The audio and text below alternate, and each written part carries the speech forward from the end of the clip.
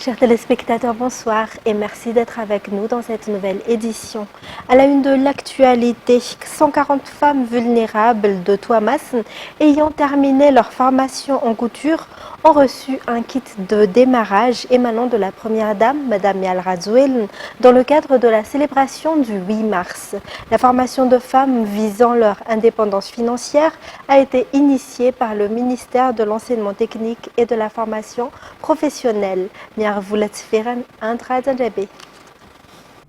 Au total, 140 femmes, dont celles qui travaillent à leur compte, élevant seules leurs enfants et victimes de violences, ont suivi la formation en couture du 26 février au 7 mars dernier à Tuamasin. À l'issue de cette formation, ces femmes peuvent de suite exercer et elles ont du matériel pour ce faire.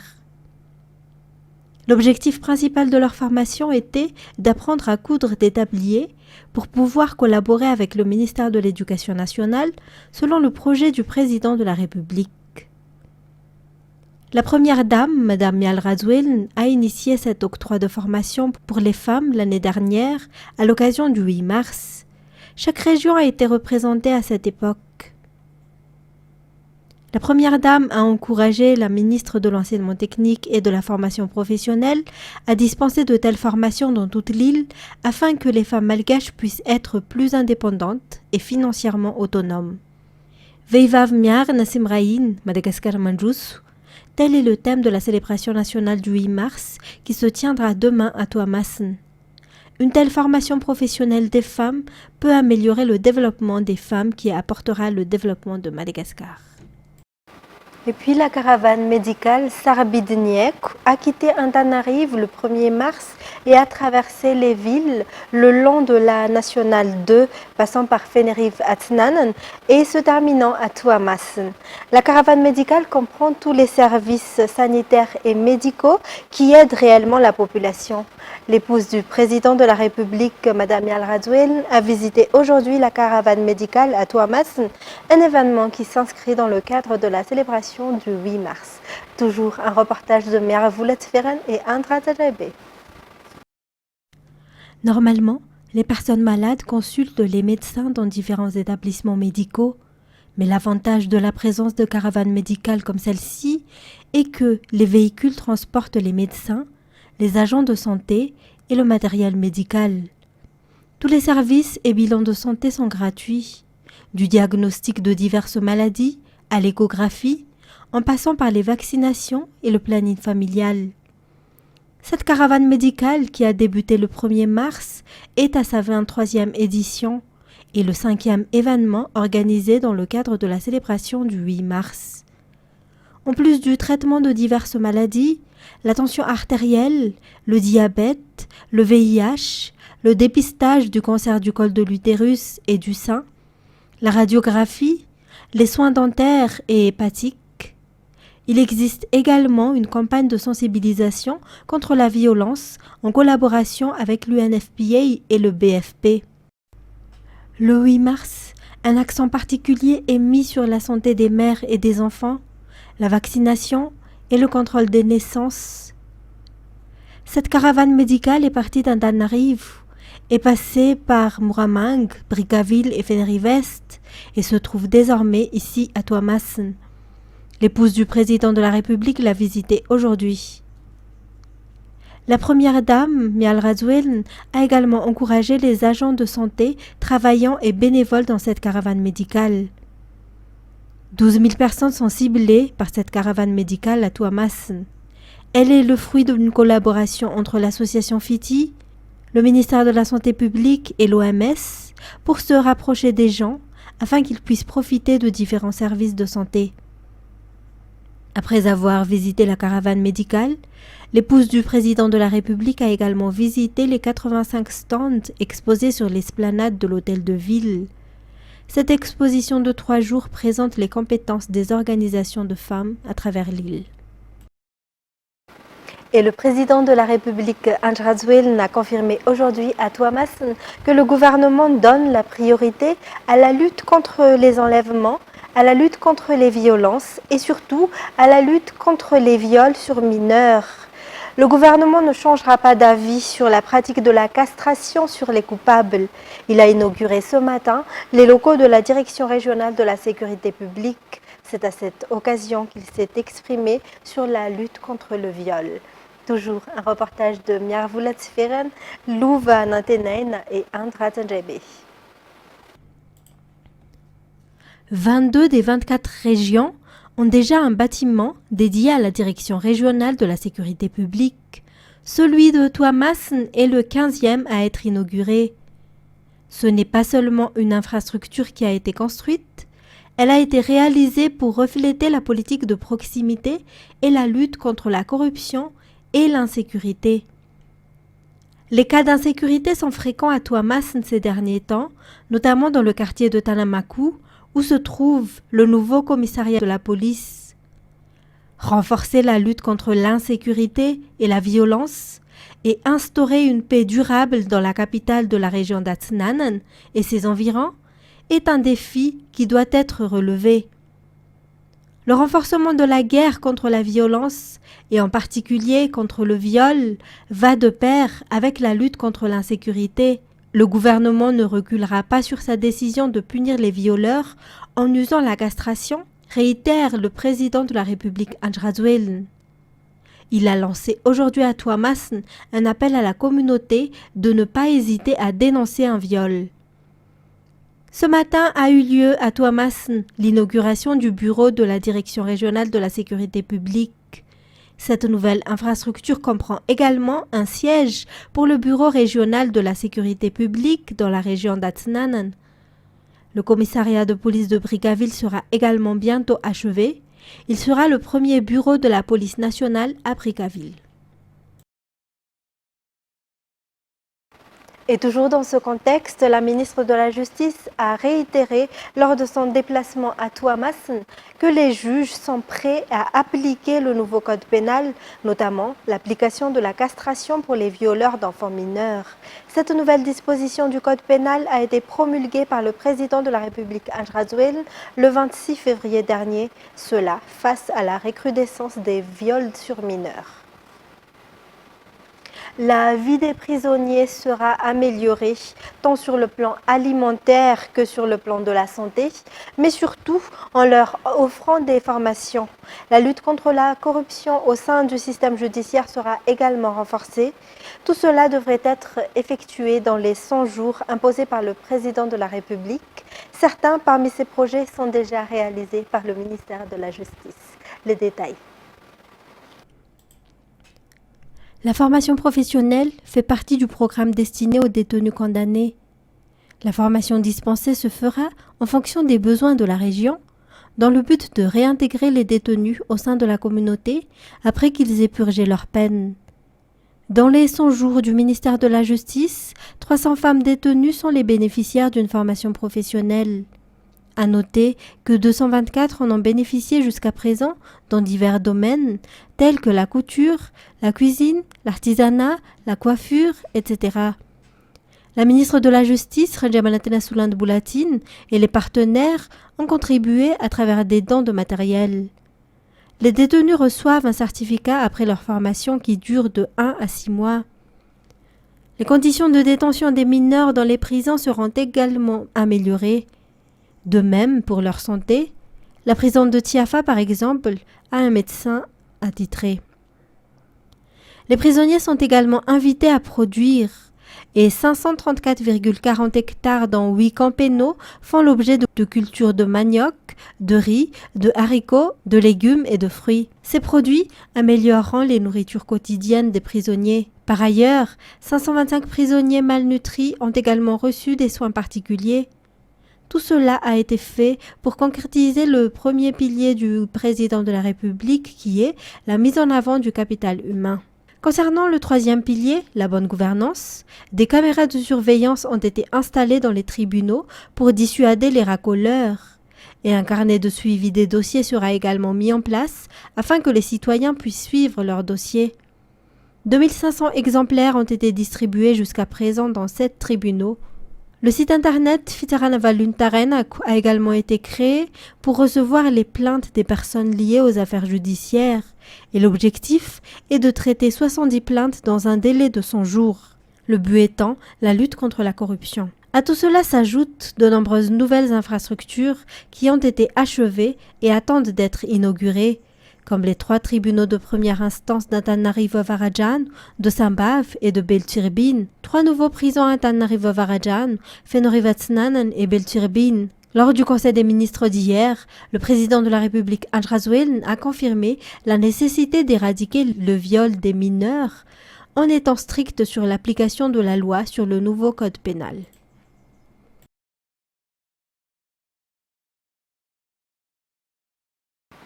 Et en économie, le secteur de l'or et l'intégration des petits exploitants miniers dans le formel ont été les points soulignés hier lors du Conseil des ministres pour le ministère des Mines. Le rapatriement des devises issues de ce secteur est l'un des moyens de garantir la stabilité de l'arrière. Les détails.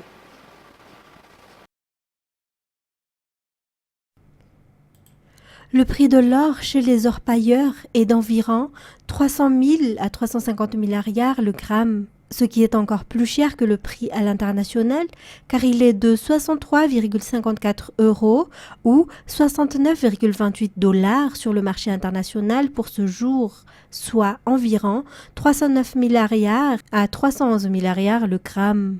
Selon les informations, la raison de l'augmentation du prix de l'or est la présence des collecteurs informels qui osent acheter à des prix élevés. Des efforts sont donc déployés pour lutter contre les activités illégales afin d'atteindre l'objectif d'exporter 500 kg d'or en 100 jours et 6 tonnes cette année. L'exploitation manuelle de l'or sera également standardisée, de sorte que jusqu'à 5000 petits mineurs soient inclus dans la zone d'encadrement et 91 zones d'encadrement seront mises en place dans un délai de 100 jours. De plus, les collecteurs et les orpailleurs seront inclus dans le comptoir de l'or. On estime que 2500 orpailleurs et 60 collecteurs y seront inclus. Le Conseil des ministres approuve la création des comptoirs de l'or et actuellement, 6 opérateurs ont reçu leur agrément. Selon le ministre des Mines, Rakutumalala Irjain Olivier, les exportateurs d'or doivent respecter le cahier de charges qu'ils ont signé, notamment exporter au moins 15% du poids total pour lequel ils ont signé et rapatrier les devises générées par leur exportation dans un délai de 2 mois. En cas de non-respect, cet agrément sera retiré. Par ailleurs, les sites d'exploitation illicites seront identifiés et fermés. Les forces de l'ordre et le ministère des Mines devraient renforcer leur coopération, surtout concernant le contrôle des exportations, dans le but de lutter contre le trafic d'or. Une enquête sur terrain est également en cours concernant la création d'une raffinerie d'or. Tout cela a été fait pour améliorer le secteur aurifère et surtout le secteur minier. Pour rappel, pour l'année 2023, la valeur de l'exportation des ressources minières a été de 6 033 milliards d'ariars et le taux de rapatriement de devises a été de 81,43%. Cela a contribué à la stabilité de l'ariar. Toujours en économie, le nombre des touristes locaux a quintuplé en 3 ans, selon le rapport du ministère du Tourisme et de l'Artisanat. L'introduction des services domestiques disponibles à travers l'événement Tsena Benfisa Antagne y a beaucoup contribué. Pour poursuivre dans ce sens, la 7e édition de cet événement se tiendra la semaine prochaine. Détails sur les images de Yves Janel. Au cours de l'année 2020, 12 000 touristes locaux ont visité les sites touristiques et les aires protégées de l'île. Après les nombreux efforts déployés par le ministère du Tourisme et de l'Artisanat, ce nombre a quintuplé pour aboutir à 63 000 touristes locaux en 2023. Parmi les facteurs qui ont entraîné cette augmentation figurent les nombreux services offerts lors des 6 éditions de l'événement Tsena Benfisa Antagne. Pour cette 7e édition, de nouveaux produits touristiques seront proposés, diverses animations culinaires seront également au programme et permettront de gagner divers lots. Cette édition, qui aura lieu la semaine prochaine au jardin d'Antananarivo, comptera 27 participants. Dans un tout autre sujet, le district d'Avarajan est parmi les districts qui rencontrent des problèmes en matière de litige foncier ces derniers temps. Les responsables au sein du département foncier de ce district ont déclaré que la réforme de la loi sur les terrains domaniaux arrive à point nommé car c'est une manière de coordonner et de recenser les terrains domaniaux pouvant être vendus et aussi d'éviter autant de litiges fonciers et de vols de terrain. Par conséquent, ce district est l'un des districts actifs dans la consultation de la population pour la réforme de cette loi 2008-014. De ce fait, la consultation s'est tenue hier pour le district d'Avarajan à travers une porte ouverte comme celle ayant été tenue dans toute la grande île depuis cette semaine. Cette consultation s'achèvera demain. Ces derniers temps, les avis de recherche lancés par les forces de l'ordre portent sur les abus de confiance et les détournements de fonds ou de véhicules. Aujourd'hui, les gendarmes d'Andoura-Foutsi ont lancé un avis de recherche pour Angiana Soulou Angianiena Michel Stéphanie, qui s'est enfui avec de l'argent de son employeur, somme qui s'élève à 120 millions d'ariars.